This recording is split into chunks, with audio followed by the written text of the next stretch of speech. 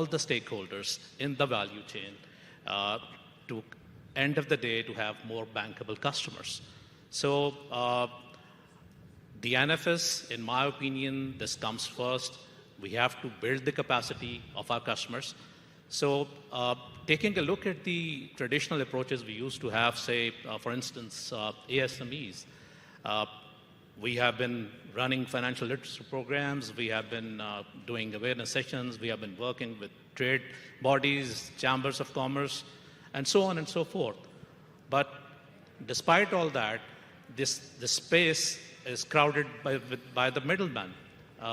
The banks are not there. Many of the stakeholders in the agri chain, the value chains, they are not there. So these middlemen have become the godfathers of the farmers. They are the lender of the last resort. They are everything for them. So if they need the emergency funds, they need the input supplies. So it's the solution. They are the solution. So where are the banks? Where are the different stakeholders in the entire chain? I think we need to now move away from just the traditional approach. We need to actually make use of the technology, make use of the data points. And for that, I think that the technology coupled with collaborative approach where we pool up our resources, where we engage different stakeholders across the value chain, and a carefully thought out media and communication strategy are actually at the center stage of this discussion. So moving on to the case study we had just piloted and we had experienced some good results. That is, we actually engaged an agri-tech partner, and the issue was that the farmers were experiencing lower yields. They were having issues with the input supplies. They were having issues with the weather alerts.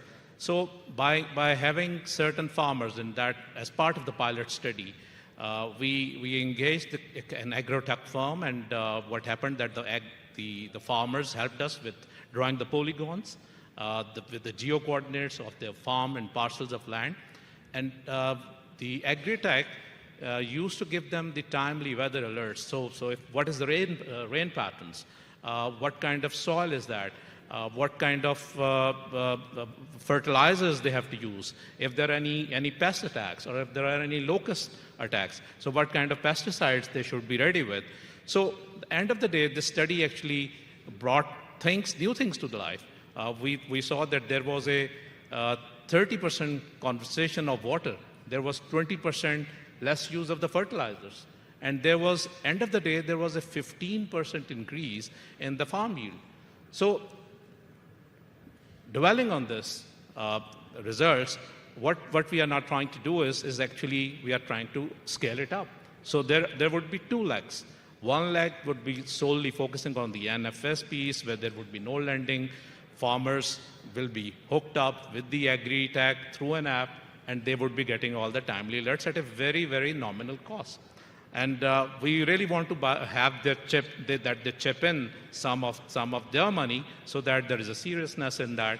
And on the other side, we have also worked out a proposition where we have now a bank, we have a fintech, we have an agri-tech, and we have the land registry record.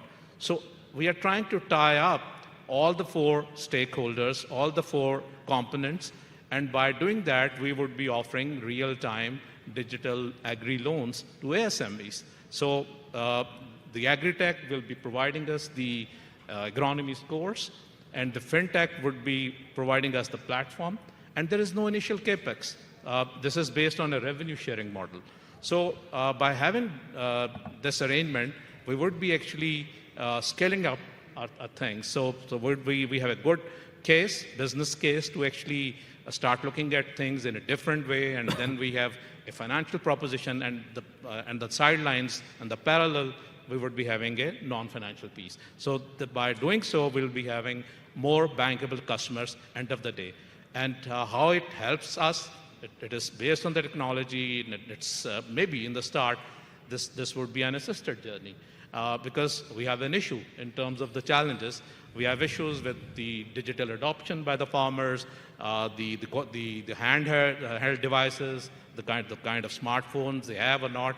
So maybe in the start, we work on this ecosystem where we actually do this assisted journey, but as we move on, we'll be really able to scale it up. So I see a clear business case to actually work on this. Thank you.